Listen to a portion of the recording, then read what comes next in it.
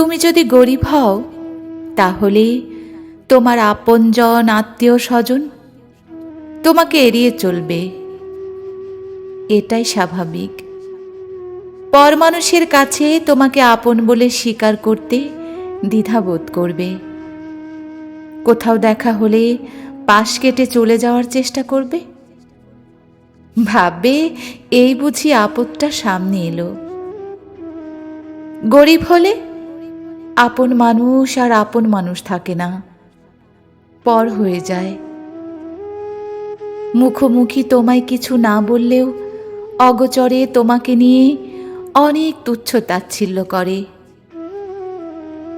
পারিবারিক কোনো অনুষ্ঠানে তোমাকে নিমন্ত্রণ করবে না। যদি কখনো বা করে তাহলে বুঝে নিও তা মন থেকে নয়, হেয়ালির ছলে।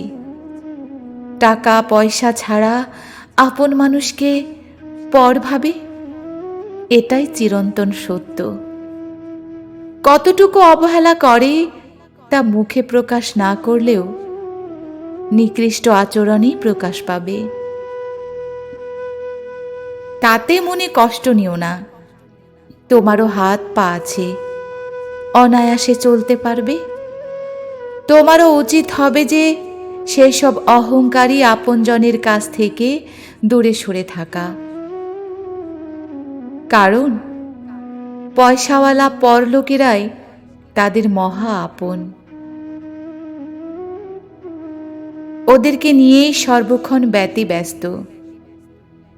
তুমি রক্তের আপন হলেও অভিন্যস্ত, কারণ তুমি গরিব মানুষ। যেখানে তোমার কোনো মূল্য নেই সেখানে কুকুরের মতো লেজ গুটিয়ে নির্লজ্জের মতো কেন যাবে?